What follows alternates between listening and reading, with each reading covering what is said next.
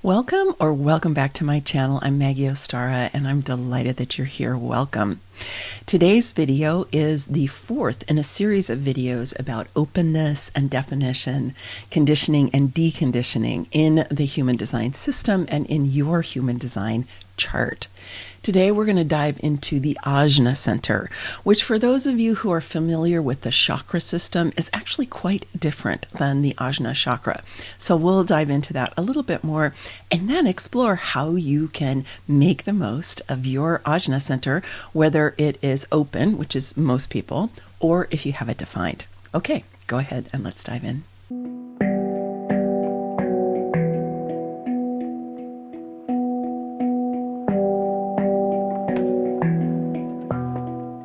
The Ajna Center, as opposed to the Ajna Chakra, the Ajna Center in human design has a lot to do with the mind. And so the operative question is, how do we best use our minds? How do we receive and process and store information in the best possible way? The Ajna Center is a center for analysis, for processing information, for data storage, and so it's much more associated with the analytical mind and what we think of as the thinking mind. So there is a distinction in the human design system between the head center, which is really on top of the head, which is more like the crown chakra, and also the Ajna Chakra. And the head center comes down right into the center of the brain, right? And so we do have the pineal gland, we do have the pituitary, we do have the hypothalamus. We've got a whole bunch of endocrine systems happening up here. And that's why in the chakra system, this is known as the command center, because the pituitary gland is the space that we stimulate in the yoga tradition in order to open up our inner sight. So this is known as the third eye. It's where we locate intuition and clairvoyance and visualization. It's a site for receiving inner guidance. And it's also a place where we can really develop our concentration, our ability to create a focused mind, and also a place where we initiate consciousness from. So some of these map over to the Ajna Center in human design, but I really see them as more located in the head. But you know what? There's also a certain point at which you can just really work with this part of your anatomy, and you can know that there's powerful energy centers there, and you don't have to try to split hairs between the human design center and the chakras if you don't want to. Okay, if it just gets complicated and you find yourself getting confused, just let it go. And I think you'll see what I mean when we dive into the specifics of the Ajna Center. So let's take a look first at the qualities of the defined Ajna Center. So like I said, this is a place for ideas, it's for processing information, it's for data storage, and so on. So when you have this center defined in your chart, you have the ability to create and hold on to ideas and information. When we have definition, it means there's kind of like a structure there that where things can latch onto and they can hold.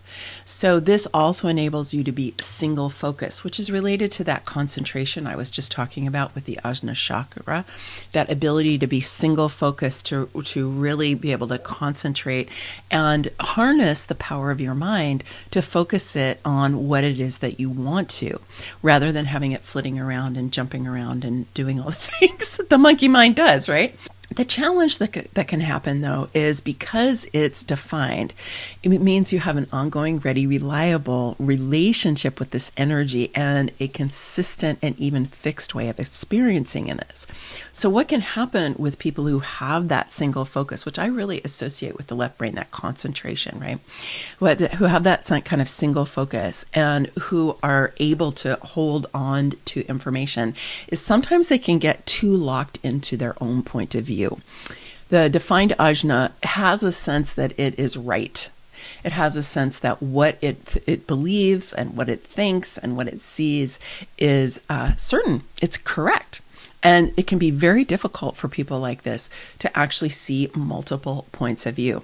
I was in a relationship with a man at one point who had a defined head and Ajna, and it was really hard for him to open out to see other points of view.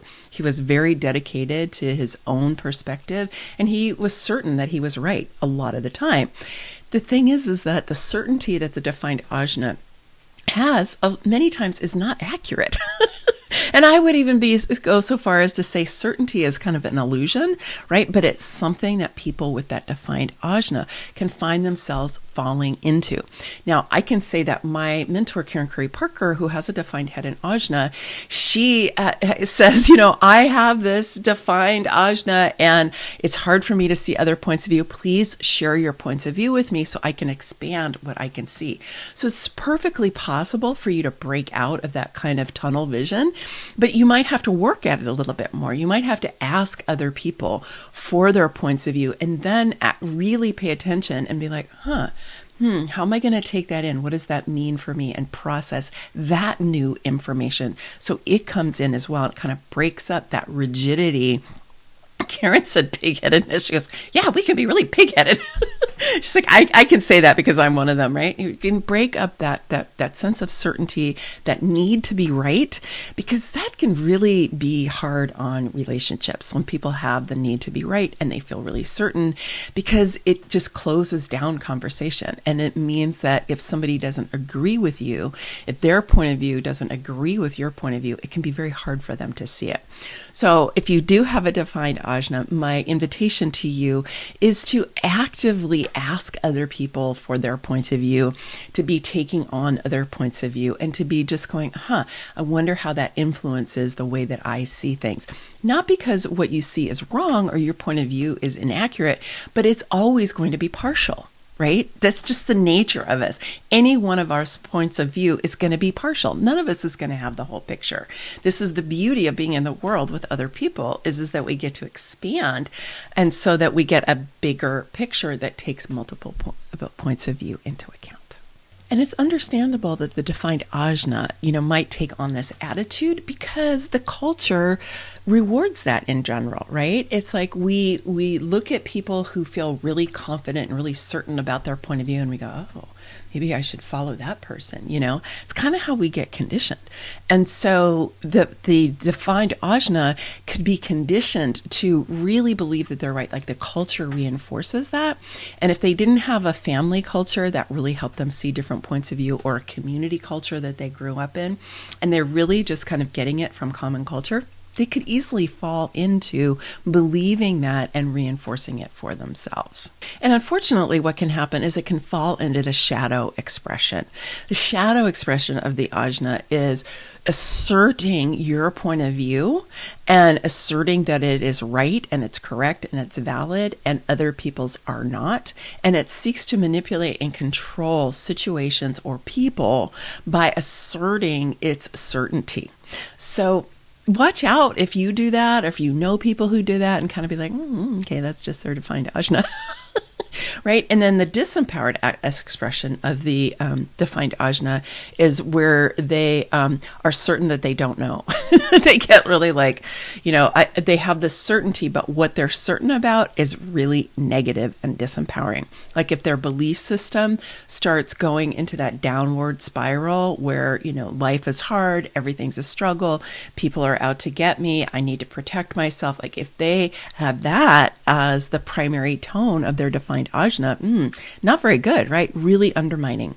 So we'll look at that for yourself and for the people around you who have defined ajnas, and help support yourself and others to have more of an upward spiraling belief system, right? Where life is good, there's lots of possibilities, there may be challenges, there may be chaos, there may be turmoil, but we have the capacity to meet those outer challenges when we're tapping into our own inner wisdom. So that is the power that the defined ajna has when it's really in its empowered and awakened state. Now, the open ajna is open-minded, right? Because it does not have the structure, right? When a part of the chart is open, it doesn't have a structure for energy to land and to stay. So what that means is energy comes in and out and comes in and out. And what that can lead to is the ability to see multiple perspectives at the same time.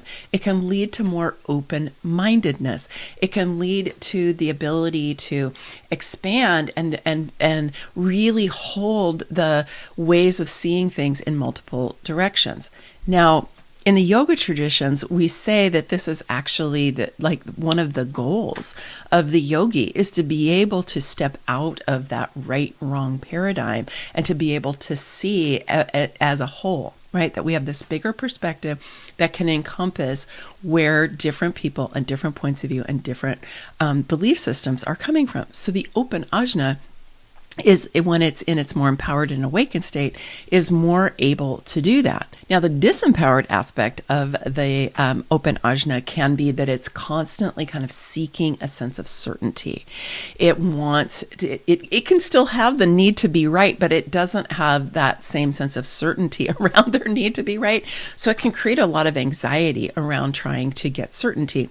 I know earlier in my life, I have an open ajna, and I know earlier in my life, I really had a pursuit for certainty. I was like, I really want to develop a sense of, I know how things are going to go, where they're going to go, I'm in command, and all of that. And then, I realized, this is one of the benefits of age, that that's just such an illusion. Like, if the pandemic taught us anything, it taught us that certainty is an illusion, right?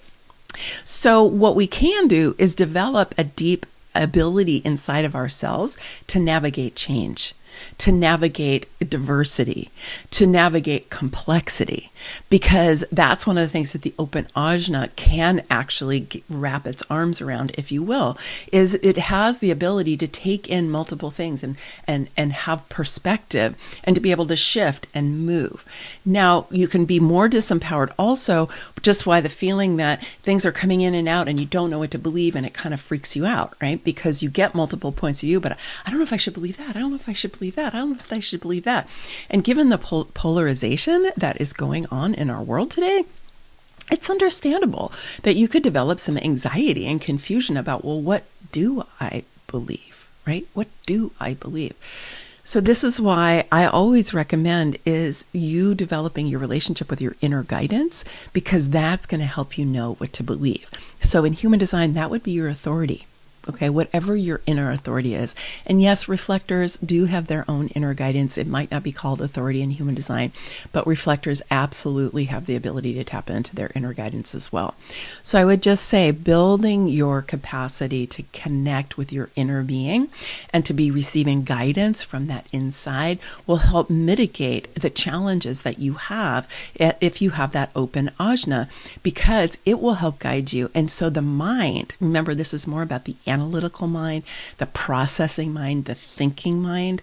That part wants to know and it wants certainty, but it actually doesn't have the capacity for it. The part of you that has the capacity for it is where your inner authority is. And that varies depending on the specifics of your human design chart. So you can just look on your chart to see what kind of authority you have. But that'll really help if you have that open ajna, and if you start going into that kind of, anxiety that you might have about not knowing what's true. And then the shadow expression is where you are using that open ajna to just tear apart other people's points of view, because you can see multiple points of view, and you're using it to gain some modicum of power and control for yourself, usually stemming from a sense of anxiety and a lack of safety. So you're tearing down other people's points of view in order to feel more safe yourself. So you got to watch out for that one too. But really, that expanded, that awakened, that empowered ajna has an incredible spiritual capacity to hold multiple points of view. I mean, Krishnamurti said that the highest expression of spiritual development is the ability to step outside of the world of judgment, to see things as they are, and to hold multiple perspectives at the same time. And I created a mini program, which is the Intuitive and Creative Superpowers Toolkit. This toolkit will give you a little bit of a sense of the way that I work with human design that's different than the way that other people do, because I really am such an advocate for us activating and embodying the sensing circuit and our creative right-brained energy, and also our knowing circuit and our intuitive abilities, because this is 70% of how we know what we know is through the sensing circuit and through the knowing circuit, and yet they're not really well understood. So I highly encourage you to go ahead and get this little mini program. It's fun to do. It's a little creative project, and let me know how it goes, because I would love to know how this lands for you and what opens up for you. The link for that will be at the end of the video here, and also also down below. Okay, so that's our video for today. Thanks so much for your attention today. I so appreciate it. Many blessings. Much love. Bye for now.